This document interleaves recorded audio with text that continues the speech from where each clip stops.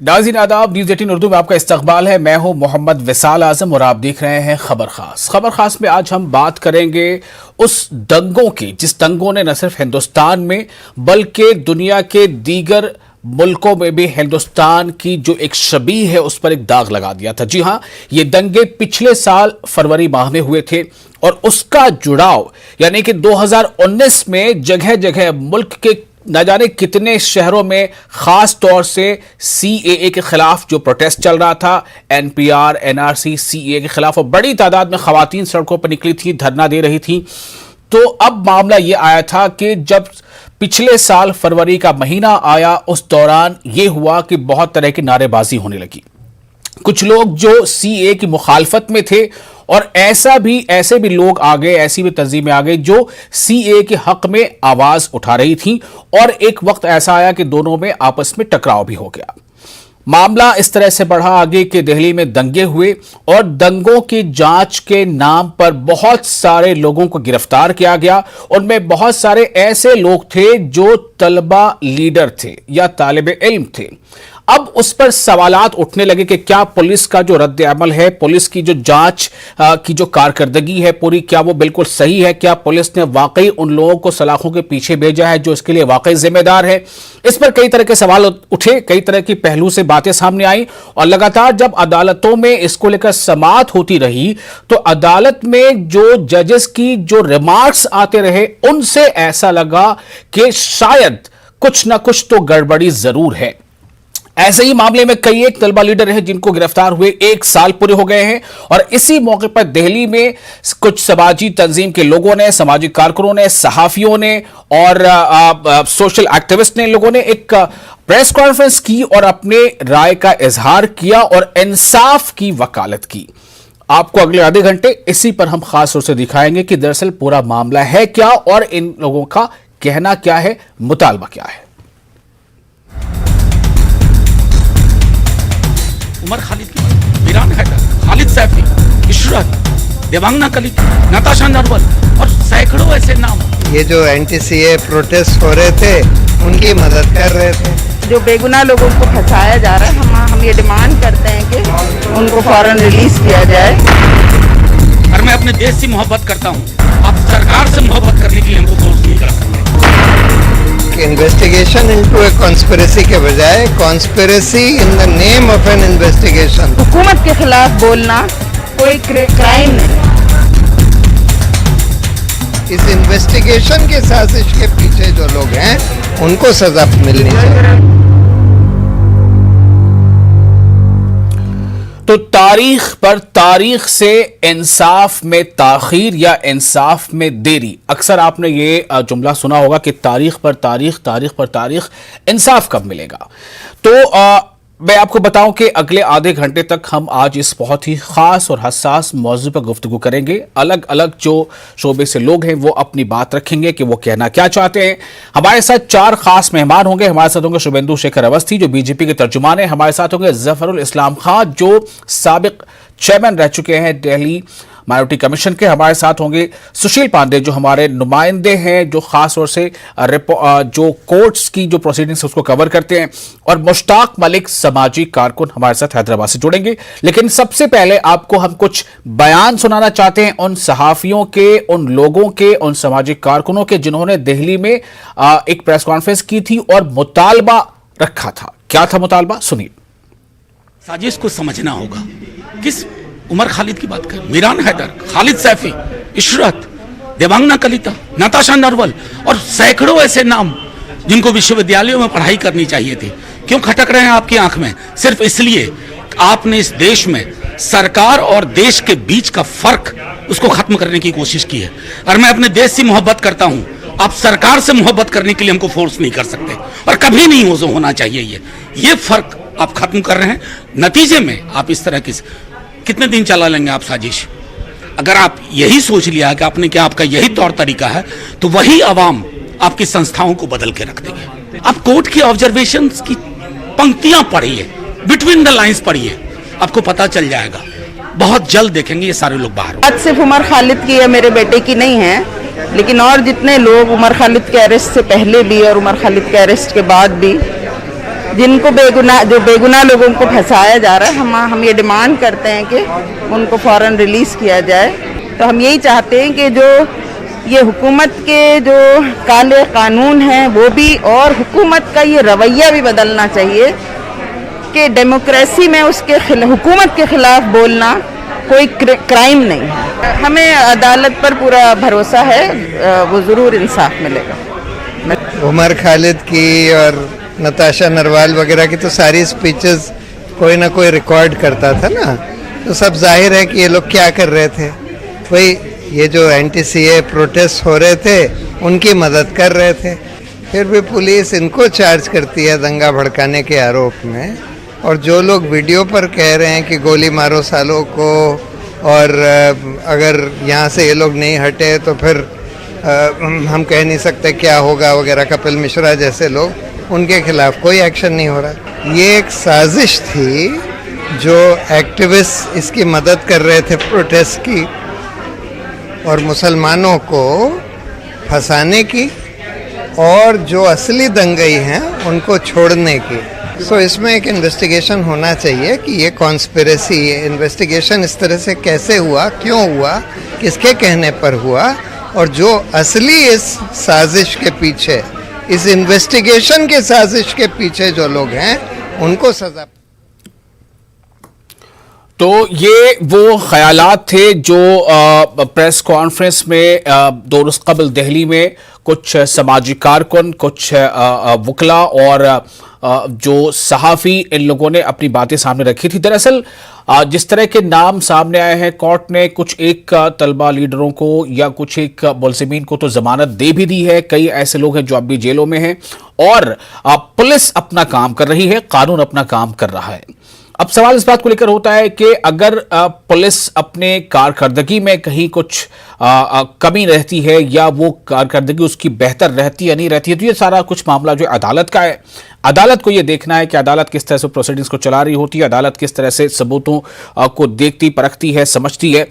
लेकिन जो इस बीच जो रिमार्क्स आए हैं, जो बीच बीच पर अदालत की जो टिप्पणियां आई हैं, उससे कहीं ना कहीं दिल्ली पुलिस की कार्यशैली पर, यानी जो तर्ज़े अमल है, जो तरीक़ेकार है, उस पर सवाल खड़े होते हैं कि क्या बार बार ऐसा क्यों है कि कभी अदालत जो है दिल्ली पुलिस पर जुर्माना आयद करती है, कभी अदालत ये कहती है कि ऐसा लगता है सब कुछ किसी खास इंटेंशन के तहत किया गया है, कभी अदालत की ये टिप्पणी आती है, ये रिमार्क्स आता है कि ऐसा लगता है कि किसी खास को जानबूझकर इससे जो है बचाने की कोशिश की जा रही है। तो इन तमाम तरह की जो रिमार्क्स हैं, उससे इन लोगों को जरूर एक तक़वियत मिली है जो समाजी कारकुन हैं, और उन्हें लगता है कि वो अपने मुतालबात में हक बजानिब हैं। हमारे साथ जैसा मैंने पहले बताया कि ज़फ़रुल इस्लाम खान साहब जुड़ने वाले हैं, जो बायोटिक कमीशन के, दिल्ली बायोटिक कमीशन के साबिक चेयरमैन हैं। शुभेंदु शेखर अवस्थी जुड़ने वाले हैं, जो बीजेपी के तर्जुमान हैं। हमारे साथ सुशील पांडे भी होंगे, हमारे नुमाइंदे न्यूज़ 18 के, जो खास तौर से कोर्ट की प्रोसीडिंग्स को कवर करते हैं, और मुश्ताक मलिक सामाजिक कारकुन। शुभेंदु शेखर अवस्थी साहब हमारे साथ जुड़ चुके हैं। पहले मैं उनसे एक सवाल करना चाहूंगा। शुभेंदु अवस्थी साहब, जो प्रोसीडिंग्स यहां तक आगे चलकर पहुंची है, और क्या लोगों को अगर एक सवाल उठाने का मौका मिल रहा है दिल्ली पुलिस की कारकर्दगी पर, तो क्या इसलिए मिल रहा है कि बहुत सारी हियरिंग के दौरान अदालत ने, यानी कोर्ट्स के जो टिप्पणियां आई हैं, वो इस बात का इशारा करती हैं कि कई मामलों में पुलिस ने जो है वो बहुत गंभीरता नहीं दिखाई, संजीदगी नहीं दिखाई, और काम जो है वो कानूनी पूरे शराइत और जवाबित के साथ नहीं हो पाए। देखिए साहब, मैं इस पर्टिकुलर मैटर पे केवल ये कहना चाहूंगा कि पुलिस ने बड़ी मुस्तैदी से काम किया है, और इस पर्टिकुलर मैटर पे सभी पुलिस की ओर से कोई कमी नहीं है, और ना ही कोर्ट ने कोई स्टेटमेंट दिया है पुलिस की कार्यशैली पर, उमर खालिद के ऊपर, जिस टॉपिक के ऊपर आज डिबेट है। कोर्ट का मैटर है, और बात सिर्फ एक उमर खालिद की नहीं हो रही है। दिल्ली दंगों से जुड़े जितने मामले हैं या जितनी गिरफ्तारियां हैं, और जिस तरह से कई जमानतें, जैसे दिबांगना कलिता या कई लोगों को, आसिफ तन्हा, कईयों को जमानत मिल चुकी है, और जमानत के दौरान जो अदालत की टिप्पणी रही है, उस तरफ इशारा कर रहा हूं मैं ये कहना चाहता हूं कि किसी को जमानत मिल जाना या केस से बरी हो जाना उनके पास यदि कुछ सबूत नहीं मिल पाए, पुलिस नहीं जुटा पाई, इसका मतलब ये नहीं है कि वो लोग इसमें इन्वॉल्व नहीं है। मैं आपके चैनल के माध्यम से ये बिल्कुल कहना चाहता हूं कि खासकर उमर खालिद, इनको कोर्ट को बहुत जल्दी इस पर एक्शन लेना चाहिए, और साथ में यदि ये पाया जाता है कि वो इस तरीके का उनका इन्वॉल्वमेंट था, तो उनको कड़ी से कड़ी सजा मिलनी चाहिए, क्योंकि उस समय पर 53 लोगों की हत्याएं हुई हैं और ये उनका कोई पहला रिकॉर्ड नहीं है। कई बार उमर खालिद लगातार पीछे तक गए हैं। जहां तक आपके जो लोग बैठे हुए थे और जिन्होंने आपने दिखाया, इतने लोग भाषणबाजी कर रहे हैं कि 1 साल बंद हो गया, मैं उन्हीं लोगों को जो और वापसी गैंग के लोग हैं उनसे ये पूछना चाहता हूं आपके चैनल के माध्यम से कि जब साध्वी प्रज्ञा और कर्नल पुरोहित 8-8, 9-9 साल थे, तो कभी उन्होंने टीवी पे आके या कहीं किसी चैनल पे आके या कहीं किसी जगह पे दिल्ली में आके कैंडल जलाई या कोई इस तरीके का भाषण दिया? ये एक विशेष तरीके के लोग हैं जो देश तोड़ने के लिए और इस तरीके की वक्तव्य करते हैं, और हमको मालूम है कि कोर्ट इस पे सही डिसीजन देगा, जल्दी डिसीजन देगा, और उमर खालिद के ऊपर कड़ी से कड़ी सजा मिलेगी, क्योंकि 53 लोगों की हत्याएं हुई है। जी ठीक है, हत्याएं 53 लोगों की हुई हैं, इसमें कोई दो राय नहीं है, लेकिन सवाल यहां इस बात को लेकर उठ रहे हैं कि जो लोग वाकई हत्या के दोषी हैं या कत्ल के मुजरिम हैं, क्या उन्हीं लोगों को मुलजिम बनाकर अब पुलिस ने अदालत के सामने पेश किया है या कोई और? सवाल इस बात को लेकर उठाया जा रहा है। जफर इस्लाम खान साहब हमारे साथ मौजूद हैं और साथ ही हमारे नुमाइंदे सुशील पांडे हैं। सुशील, जो दिल्ली में 2 रोज कबल एक प्रेस कॉन्फ्रेंस हुई जिसमें मनोज झा शामिल थे और प्रशांत भूषण थे और वरदराजन, कई सामाजिक कारकुन, सहाफी, इन लोगों का यह कहना था कि कोर्ट ने अपनी हियरिंग के दरमियान बहुत सारे मामलों में ऐसी टिप्पणियां की हैं या ऐसे रिमार्क्स दिए हैं जिससे लगता है कि पुलिस कई मामलों में अपनी कारकर्दगी जो है वो बहुत अच्छे से निभा नहीं पाई है। क्या, मैं आपसे जानना चाहता हूं सुशील, अगर ये लोग ऐसा कह पा रहे हैं तो क्या वाकई उन्हें कुछ ग्राउंड मिल रहा है अदालत की टिप्पणियों से? आज देखिए, ये साफ है कि जब भी कोई दंगा होता है तो इस प्रकार की चीजें सामने निकल कर आती हैं, लेकिन सवाल इस मामले में खड़ा होता है दिल्ली पुलिस की इन्वेस्टिगेशन पर।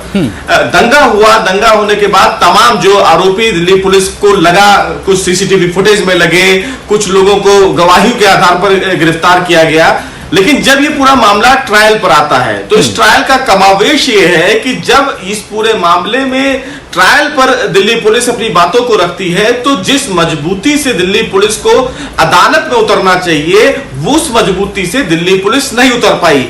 मैं आपको कम से कम 15 ऐसे मुकदमे बता सकता हूं जिसमें दिल्ली पुलिस को कड़कड़डूमा कोर्ट ने दिल्ली राइट्स के मैटर में जम के फटकार लगाई है, और ऐसे मामले हैं जिसमें कमिश्नर को भी आदेश दिया गया है कि खुद वो इस मामले की निगरानी करें।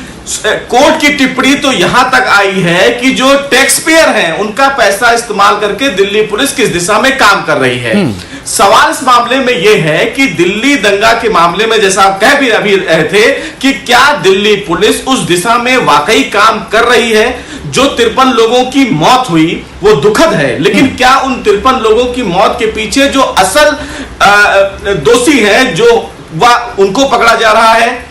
उमर खालिद के मामले में मैं आपको बताऊं कि दिल्ली पुलिस ने उमर खालिद के मामले में फिलहाल कोर्ट पहुंचे, उन्होंने जमानत की अर्जी लगाई। 1 महीना 2 महीना जमानत की अर्जी पर सुनवाई चली, उसके बाद दिल्ली पुलिस की तरफ से प्रोसिक्यूशन ये कोर्ट में कहते हैं कि प्रोविजन 436 के तहत मुकदमा नहीं दायर किया जा सकता है।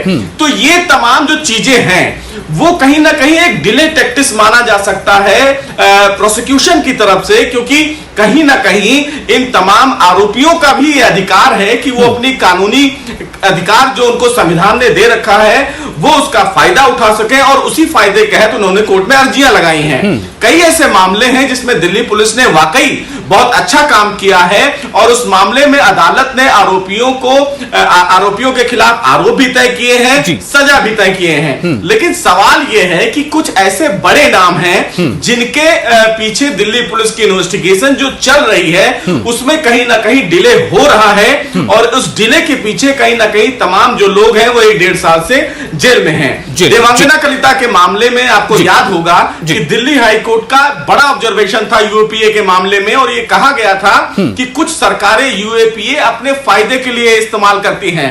बाद में केंद्र सरकार कोर्ट चली जाती है, सुप्रीम कोर्ट, जिसके बाद ये कहा जाता है कि ये देवांगना कलिता के मामले में ही ये ऑब्जर्वेशन इस्तेमाल किया गया है, किसी और मुकदमे में इस ऑब्जर्वेशन का इस्तेमाल नहीं किया गया है। सुशील पांडे हमारे जो नुमाइंदे हैं स्पेशलाइजेशन इनकी, ये कोर्ट की प्रोसीडिंग्स को देखते रहे। सुशील, मैं आपके पास फिर से वापस आता हूं। जफर इस्लाम साहब हमारे साथ मौजूद हैं। जफर इस्लाम साहब साबिक चेयरमैन है दिल्ली मार्टी कमीशन के।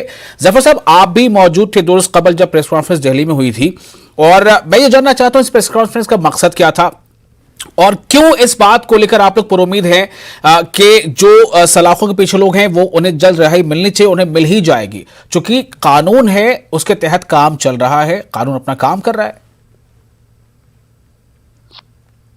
देखिए, पहली बात तो ये कानून सब पर लागू होना चाहिए, किसी एक पर नहीं लागू होना चाहिए। जो असल मुजरिम है उनसे आज तक पुलिस ने बात तक नहीं की है, उनको बुलाया तक नहीं है, उनका खिलाफ मुकदमा करना तो बहुत दूर की बात है। जो वहां पर जैसे मैं कुछ नाम आपको देता हूँ, कपिल मिश्रा का नाम तो है ही है, किसी तो उससे जाके बात नहीं की है। इसके अलावा बीजेपी के जो एक्स एमएलए हैं मुस्तफाबाद के जगदीश पठान से किसी ने बात नहीं की है। दिल्ली बीजेपी के वाइस प्रेसिडेंट बलवंत पाठ से किसी ने बात नहीं की है। बीजेपी एमएलए करावल नगर के मोहन सिंह से किसी ने बात नहीं की है। बीजेपी एमएलए उत्तर प्रदेश के नंद किशोर गुज्जर, इनसे किसी ने बात नहीं की है। बीजेपी काउंसलर कन्हैया लाल, इनसे किसी ने बात नहीं की है। और एक हिंदुत्व लीडर है रागिनी तिवारी, इससे किसी बात, मैंने सिर्फ मिसाल दी है आपको। लेकिन सवाल यह है कि पुलिस किससे बात करे, किसको पूछताछ के लिए हिरासत पे ले, किसको गिरफ्तार करे, ये तो पुलिस का हक है ना, उसका ये मतलब उसका कार्य क्षेत्र है। जिसको चाहे पकड़े, जिसको चाहे छोड़ दे, उसका ये हक नहीं है। कानून के तहत अगर उन्होंने कुछ किया है तो उनको पकड़ा जाना चाहिए। उनको क्या कपिल मिश्रा के सारे जो जो जो, जो वीडियो मौजूद नहीं है, जो रागिनी तिवारी की वीडियो मौजूद नहीं है, क्या ये काफी नहीं है? दूसरे लोगों को सिर्फ फोटो दिखा करके वो गिरफ्तार कर रहे हैं, वो ये बात गलत है। ये देखिए, उस वक्त मैं चेयरमैन था जब ये दंगा हो रहा था, उस वक्त मैंने तकरीबन 10 जो है नोटिस पुलिस को दिया हुआ है, जिसमें कि उनको वीडियोस भेजे हैं, उनको यूआरएल भेजे हैं, उनको फोटो भेजे हैं, लेकिन उन्होंने किसी का जवाब नहीं दिया। वो पुलिस जो है पहले से मन बनाए हुए थी, वायरल उसके जो ऊपर आका है उनकी वजह से, कि हमें एक खास तरीके से काम करना है। पुलिस ने इसी के साथ साथ जो है, हमने एक कमेटी बनाई थी वहां पे प्रोब करने के लिए, जो वाहिद कमेटी जिसकी ऑफिशियल जो है जो हैसियत है, उससे पुलिस ने कतअन कोई भी कोऑपरेशन नहीं किया। सबको हमने लिखा था, पता, हम कमीशन का ऑर्डर तो एक सरकारी ऑर्डर होता है ना, हमने डीसीपी को, एसीपी को और जो है एसएचएस को और कमिश्नर ऑफ पुलिस को सबको इत्तला दी थी और कहा था कि इनसे आप कोऑपरेट कीजिए। उन्होंने कतअन 1% भी कोऑपरेट नहीं किया। तो ये सब चीजें बताती हैं। और अब हमारी जो रिपोर्ट आ गई, वो रिपोर्ट जो है दरहकीकत हल्की सी रिपोर्ट है, क्योंकि उस जमाने में कोरोना चल रहा था, इन्होंने कोई कोऑपरेट नहीं किया, इसलिए जफर साहब थोड़ा रुकना चाहूंगा। शुभेंदु शेखर अवस्थी बीजेपी के तर्जुमान हमारे साथ मौजूद है, वो आपकी बातों पर कुछ रिएक्शन देना चाहते हैं। छोटा सा रिएक्शन शुभेंदु साहब, फिर दूसरे मेहमान के पास से जाना है, प्लीज बोलिए। मैं बस खाली ये कहना चाहूंगा, इन्होंने बहुत सारे नाम लिए, किसी और के मुलजिम होने पर क्या कन्हैया कुमार या उमर खालिद छूट जाएंगे क्या?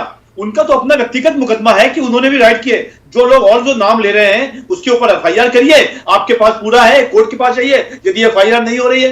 पर यहां पर यह कहना कि उन लोगों को नहीं लिया जा रहा है, इसलिए उमर खालिद एक ऐसे व्यक्ति हैं जिनको छोड़ दिया जाना चाहिए, यह बहुत गलत बात है और यह बात इस तरीके के चैनल पर कहना ठीक नहीं है। चलिए, मैं जफर साहब आपका रिएक्शन में लूंगा, बोलिए, आप छोटा रिएक्शन दिए। जफर साहब क्या कहना चाहते हैं इस पर? नहीं, बिल्कुल ये गलत बात है। हमने नहीं कहा कि उमर खालिद को छोड़ दो, हमने कहा इंसाफ सबके साथ होना चाहिए, सबके साथ जो है जो मामला एक होना चाहिए। हमने बात कही है, आपने मालूम है जी, ठीक है। जफर साहब ने नहीं कहा कि उमर खालिद या किसी भी फर्द वाहिद को छोड़ दो, ये यहां पे अभी कह रहे हैं। मैं मुश्ताक मलिक साहब के पास जाना चाहता हूं। जफर साहब थोड़ा सा रुकिएगा। मुश्ताक मलिक साहब सामाजिक कारकुन है, हैदराबाद से हमारे से जुड़े हुए। मुश्ताक मलिक साहब, पूरे मामले से आप भी वाकिफ हैं। अगर कुछ लोगों को यह उम्मीद जगती है कि कुछ लोग हैं जो बेगुनाह हैं, जिन्हें साजिशन जेल में डाला गया है, तो क्यों जगती है? क्या अदालत के रिमार्क से उन्हें यह हौसला मिल रहा है?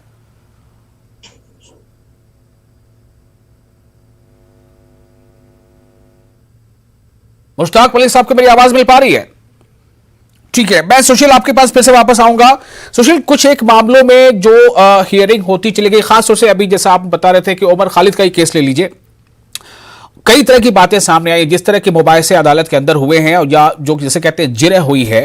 क्या लगता है सुशील, ये हियरिंग और मतलब कितनी बार तक हियरिंग हो सकती, चूंकि आप लगातार कोर्ट कवर करते रहे हैं, और क्या इस बात की उम्मीद जग रही है कि कुछ एक और मुल्ज़मीन जो सलाखों के पीछे हैं वो छूट सकते हैं?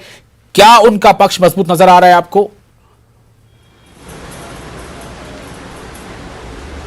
आज देखिए, निश्चित रूप से जिस तरह का ऑब्जर्वेशन फिलहाल अभी जो अतिरिक्त सत्र न्यायाधीश विनोद मेहता हैं, जो इस पूरे मामले की सुनवाई भी कर रहे हैं, जो कि कड़कड़डूमा कोर्ट में फिलहाल डेजिग्नेट किया गया था 2 कोर्ट को जो दिल्ली दंगा के मामले की सुनवाई करें, लेकिन ऑब्जर्वेशन निश्चित रूप से चौंकाने वाले हैं। कई ऐसे मामले आए हैं जिसमें दिल्ली पुलिस पर ही जुर्माना लगा दिया गया है, चाहे वो डिले टैक्टिस हो या फिर ट्रायल ठीक से ना हुआ हो। उमर खालिद की बात करें, शरजील इमाम की बात करें, देवांगना कलिता की बात करें, ये तो बड़े नाम हैं जिनको लेकर लगातार मीडिया उनको दिखाता रहता है। हालांकि ये तमाम आरोपी यूएपीए के तहत हैं, लेकिन सवाल इस मामले में ये है कि आखिर अगर इस पूरे मामले में ये तमाम आरोपी हैं तो फिर दिशा कैसी होनी चाहिए जांच की? दिल्ली पुलिस ट्रायल कैसे प्रोजेक्ट कर पा रही हो? कई ऐसे मामले हैं, कई ऐसी सुनवाई होती है जब ये कहा जाता है दिल्ली पुलिस की तरफ से कि वो आज इस पूरे मामले की बहस नहीं करेंगे, और उसके बाद अदालत के द्वारा, चूंकि मामला दिल्ली दंगा में बहुत ज्यादा मुकदमे हैं, इसलिए मामले की सुनवाई 2 हफ्ते के लिए टाल दी जाती है। सवाल इस मामले में यह है कि अगर स्पीडी जस्टिस चाहिए तो मामले की सुनवाई जल्दी से करवाई जानी चाहिए। मामले की समाप्ति जल्दी से करवाई जानी चाहिए। डिले टैक्टिक्स क्यों अपनाया जा रहा है? मुश्ताक मलिक साहब जुड़ चुके हैं हमारे साथ। मुश्ताक मलिक साहब, आपका रिएक्शन जानना चाहूंगा। देखिए, बेसिकली बात यह है कि दिल्ली पुलिस इस मसले पर जो इन्वेस्टिगेशन की है और जो कोर्ट में समझिए कि चार्जशीट और पेपर दाखिल की है, उस पर खुद कोर्ट ने कई सवालात किए। मैं कोर्ट के सवालात पे नहीं जाऊंगा क्योंकि उमर खालिद जिसको बनाए हैं उसको जेल में रखना चाहते हैं और उसको इनडायरेक्टली आप हैरास करना चाहते हैं कि तू हमारे खिलाफ आवाज नहीं बुलंद करेगा। जबकि और मीडिया ट्रायल चलता है हमारे मुल्क में 2014 से ऐसा बन गया है कि मीडिया ट्रायल चलता है और मीडिया ट्रायल की बुनियाद पर एक्यूज अंदर रहता है। अभी जो बात समझिए कि भाई कैमरे में कहीं समझिए कि उमर खालिद या और दूसरे लोग नजर नहीं आ रहे हैं, कहीं स्लोगन लगाते हुए नजर नहीं आ रहे हैं, कहीं दिल्ली में दंगा भड़का दो, फसाद कर दो, ऐसी बात भी नजर नहीं आ रही। जबकि पूरी दुनिया ने देखा कि गोली मारो फलां को, और समझिए कि क्या क्या बातें समझिए कि कपिल मिश्रा ने और रागनी ने रागनी तिवारी ने और बीजेपी के लीडर्स ने कही है, उन पर कोई समझिए कि साहब गिरफ्त नहीं है। और ये टैक्टिस जो है, अभी जो बात आ रही थी कि ये डिले टैक्टिस है। आप फास्ट समझिए कि फास्ट ट्रायल करें, आप सीधी समझिए के बात, और ये कि अब तो एक शर्जील के सिलसिले में आई थिंक कि पुलिस ने लिखा कि ये सलाम अलैकुम बोलकर तकरीर शुरू करते, तो कोर्ट में बात शुरू हुई कि साहब क्या सलाम करना गुनाह है, तो कोर्ट ने उसको कहा नहीं, हम नहीं कह रहे। तो ये कि दिल्ली पुलिस का एक इंटेंशन है। मैं आपसे एक बात जरा आपको दूसरी तरफ ले जाऊंगा। ने जरा एक सेकंड, अमित शाह ने कहा और फिर बीजेपी के प्रेस कॉन्फ्रेंस में कहा गया उत्तर प्रदेश से 200-300 लोग आए थे, तो आज तक समझिए कि वो कौन, कैसे समझिए कि फसाद हुआ, ये बात आज तक समझिए क्लैरिटी के साथ पुलिस ने भी नहीं कही। ये कही कि मिस्टर एक्स मिस्टर वाई की वजह से फसाद हो गया। तो जब मिस्टर एक्स मिस्टर वाई की वजह से फसाद हुआ, उनकी कोई समझिए कि रिकॉर्डिंग नहीं है तकारीर की, और ये कि कपिल मिश्रा की और गोली मारो सालों को फला को, ये सारी बातें आई हैं। तो एक इंटेंशन क्लियर है। वो इंटेंशन क्लियर ये है कि पुलिस समझिए एक पर्टिकुलर कम्युनिटी को, बल्कि मैं ओपन कहूंगा कि मुसलमानों को टारगेट करना है। बहरहाल, मैं शुभेंदु अफजल साहब आपका फाइनल कमेंट चाहता हूं, वक्त कम है, जरा इख्तिसार से बोलिए संक्षेप में। शुभेंदु साहब। सब 2010 में जब सीआरपीएफ ने के की बात कर रहे हैं आज। जफरुल इस्लाम साहब, फाइनल कमेंट, वक्त कम है प्लीज। देखिए, उमर खालिद की अगर इस बात हो रही है तो उमर खालिद पे सारा मुकदमा गलत है। जो वीडियो वहां दिखाया गया है, एक छोटा सा हिस्सा, वो दिल्ली का नहीं है, दिल्ली के बाहर का है, उसे काट के दिखाया गया है। आप उसे पूरा देखिए तो वहां ऐसी कोई भी बात नहीं हो रही है। फिर ये कहा गया कि इन्होंने साजिश की थी, उस दिन एक तारीख बताई गई कि ट्रंप आने वाले हैं और हमको उनको जो है ना इंडिया। चलिए बहुत मैं माजरत चाहूंगा, बहुत शुक्रिया आप लोगों का, आपने अपना वक्त दिया। थोड़ी ताखीर हो गई आप लोगों को जुड़ने में, इस वजह कर हम पूरी बात ठीक से कर नहीं पाए, फिर भी आपने अपना वक्त दिया, शुक्रिया। नाज़रीन आदाब, बने रहे न्यूज़ 18 उर्दू के साथ, शुक्रिया, आदाब।